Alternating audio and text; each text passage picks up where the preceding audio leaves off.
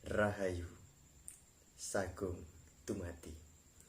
Baik saudaraku, kembali lagi dalam channel Ruah Bineda Channel. Di kesempatan video kali ini saya akan membahas mengenai meditasi dalam tidur dan memprediksi sesuatu melalui sebuah mimpi. Baik, kiranya saya sudah pernah mengatakan pada video sebelumnya mengenai meditasi suwung di situ bahwa menurut saya dan hal yang sudah saya lakukan selama ini, meditasi bisa dilakukan dalam kondisi apapun, entah kita ini berdiri, entah kita ini duduk ataupun istirahat tidur. Dengan kondisi apapun kita bisa melakukan sebuah meditasi atau tapa brata. Saudaraku, sebenarnya meditasi ketika diri kita tidur ini memiliki peranan yang sangat penting dalam kehidupan kita, khususnya pada kepekaan batin. Ini nanti akan merujuk pada memprediksi sesuatu melalui mimpi. Jadi ketika kita melakukan sebuah meditasi dalam tidur, kita akan mendapatkan, ini pengalaman yang saya dapatkan dan di sini saya hanya ingin berbagi. Jadi ketika kita melakukan meditasi dalam sebuah tidur, di situ kita akan mendapatkan entah itu pawise, apapun yang terkadang itu sesuai dengan keinginan kita yang kita inginkan. Itu. Lalu kita sekarang meloncat pada sebuah mimpi. Memprediksi sesuatu melalui mimpi. Baik, semua orang pernah bermimpi dan mimpi adalah hal yang wajar dialami setiap manusia. Tetapi ada beberapa orang yang mempercayai sebuah mimpi bukan hanya sebatas bunga tidur. Bahwa mimpi bagi beberapa orang adalah pertanda yang perlu kita ketahui oleh seseorang tersebut.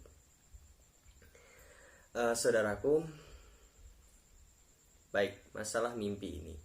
Jadi di sini saya hanya ingin menekankan atau meyakinkan kepada para orang-orang yang percaya pada yang namanya mimpi. Bagi saudaraku semua yang tidak percaya dengan yang namanya mimpi, bisa disimak ataupun bisa di-skip video ini. Maka ketika kita dapat memprediksi kehidupan kita melalui mimpi, ibaratnya kita mendapat bisik atau meramal sesuatu kehidupan yang akan datang, entah itu besok ataupun lusa ataupun entah kapan itu, kita mendapatkannya melalui mimpi. Entah itu sesuatu hal yang harus kita waspadai, ada bahaya, ada bencana, kita bisa menghindari kejadian itu karena adanya sebuah mimpi. Itu manfaatnya. Dan bagi diri saya sendiri mengenai tafsir mimpi, memprediksi mimpi, ini sudah sering saya alami. Terutama pertama kali itu di saat saya masih SD, baru merasakan kok mimpi saya seperti ini gitu. Jadi SD itu sebelum kenaikan kelas, pembagian rapot gitu, itu selalu malamnya sebelum pembagian rapot selalu bermimpi, kamu akan mendapatkan peringkat 2, kamu akan mendapatkan peringkat 1, dan seterusnya seperti itu. Dan ketika mimpi itu mengatakan seperti itu dan hasilnya juga memang seperti itu kenyataannya. Ada juga yang kemarin itu ketika Tiang melakukan lomba Dharma Wacana yang diadakan oleh Yayasan Jaringan Hindu Nusantara gitu. Sebelum 1 minggu sebelum pengumuman lomba itu, Tiang bermimpi. Ada yang bilang kamu akan mendapatkan juara 2, dan ternyata ya memang juara 2 gitu. Terus yang diadakan oleh lomba Dharma Wacana juga yang diadakan oleh Universitas Palangkaraya yang kemarin itu baru-baru ini, ada yang mengatakan kamu akan mendapat 3 besar. Bilangnya hanya 3 besar, ya ternyata mendapat juara pertama. Ya Setungkar. Baik, itulah manfaat-manfaat yang kita dapatkan. Itu manfaat yang menyenangkan ya. Ada yang manfaat yang tidak terlalu menyenangkan, dan ini malah membuat diri kita sedih dan cemas. Seperti waktu saya dulu bermimpi terjadi sebuah bencana banjir, di situ banyak air bah. Beberapa minggu atau bulan kemudian, di situ ternyata desa saya, khususnya dusun saya ini, terendam oleh air banjir yang cukup dalam, sekitar 2-3 meter, dan itu merupakan banjir tertinggi atau terdalam yang saya alami ketika saya hidup dan lahir di situ. Baik saudaraku, itu manfaat dari sebuah prediksi mimpi ketika kita dapat mengetahuinya. Tetapi bagi sebagian orang, hal seperti ini tanpa dilatih itu kan bisa. Tanpa dilatih kita dapat mengalami hal seperti itu. Mungkin saudaraku juga pernah. Tetapi apakah hal seperti itu bisa dilatih? Iya. Semua itu bisa dilatih. Jadi di sini saya akan membagikan 3 cara untuk diri kita agar bisa memprediksi sesuatu melalui sebuah mimpi. Jadi kalau kita kesulitan ya ketika kita meditasi, kita kesulitan untuk mendapatkan pawise secara langsung ketika kita meditasi bersila seperti itu. Nah, sekarang melalui pawise, melalui sebuah mimpi. Kalau percaya, simak terus. Kalau nggak percaya, skip saja. Baik saudaraku, dimanapun Anda berada. Baik, tahap pertama ketika kita melakukan sebuah latihan seperti ini. Latihan pertama ini saya gabung-gabungkan ya antara keyakinan diri saya dan guru saya, guru yoga saya, guru yoga asanas, sekaligus guru yoga kundalini dan raja yoga. Jadi dalam pelatihannya, tahap pertama, coba kita bayangkan sebelum tidur, ketika waktu tidur malam gitu, kita bayangkan apa sih yang kita lakukan selama seharian ini.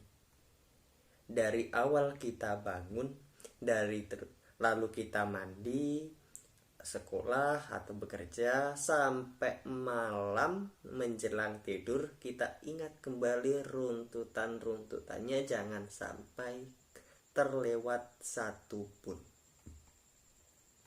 Itu. Jadi kita berusaha untuk melatih ingatan kita pada masa lampau. Gitu. Bisa pagi tadi ataupun yang kemarin seperti itu. Lalu tahap yang kedua yaitu adalah kita coba menebak esok hari.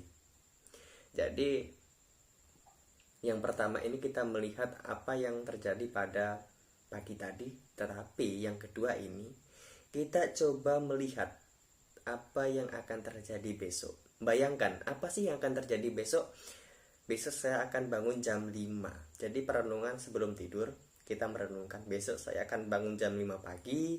Di situ saya akan makan ini, saya akan bekerja jam ini atau sekolah jam ini.